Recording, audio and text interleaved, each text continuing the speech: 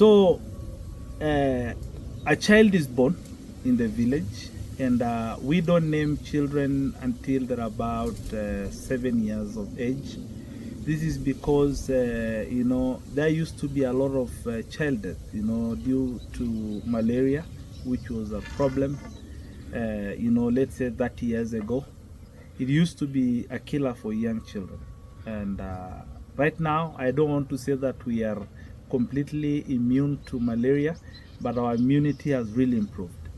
And being in an area that is, the altitude is pretty high, the deadly mosquito doesn't really do very well.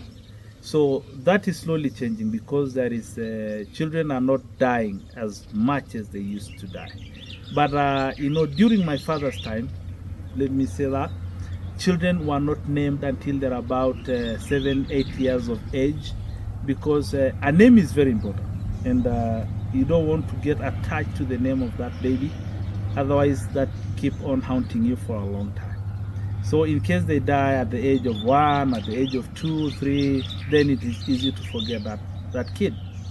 So there is a naming ceremony at the age of 8. They slaughter a very beautiful lamb, and they name you. Then you grow 7 years later, 14 years, you undergo an initiation ceremony, which is easily called circumcision.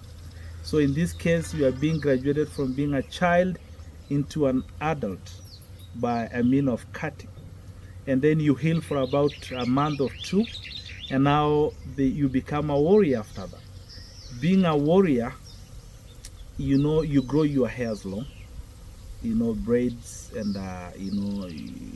you apply a lot of red ochre in your head and arms, and you decorate yourself, and you are basically moving around, from one village to the other, from one area to the other. And 10 years later, you graduate in a very beautiful ceremony called Eunoto. And that is, we are saying you're about 20, 21 years of age, 22 years of age. And now at that age, your father have already identified a wife for you, because in our community, arranged marriages were very common. Right now, slowly it's changing a little bit, but that is what has been happening. So you find when you graduate from a warrior into a junior elder, that's when you marry your first wife. Your parents would have paid for you the dowry, because you've been wandering around, no wealth, no cows. So your parents will take care of your first wife, dowry payment. And you marry your first wife, whom you don't know. You are meeting him on your wedding day. You are meeting her on your wedding day, and slowly falling in love with her. You are both trying to find each other.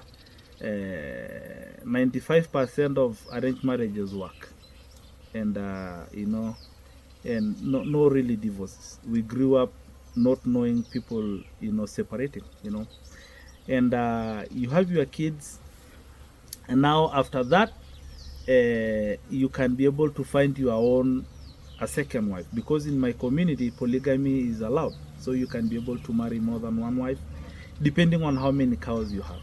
So you become a junior elder, and then at a certain age, maybe 10 years later, you can become an elder now.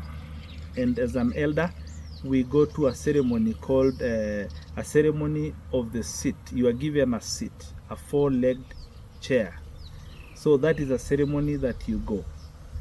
And then you are given a chair and a stick. And that is now you become an elder. So that is how we transition from one age set to the other, from one rite of passage to the other. It kind of happened, automatically.